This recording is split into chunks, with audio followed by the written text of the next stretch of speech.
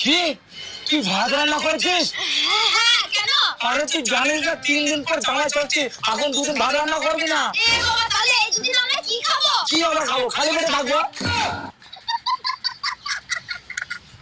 তবেই তো জামাই ষষ্ঠী করছি যে আমরা বেশি বেশি খাইতে পারবো। ভালো করে শোন আমার কথা, এই 2 দিন ভাত রান্না কিছু করবি না, এমনকি চাও পর্যন্ত করবি না। আরে তো আগে জামাই তুলে ধর তারপরে গেট মার। চল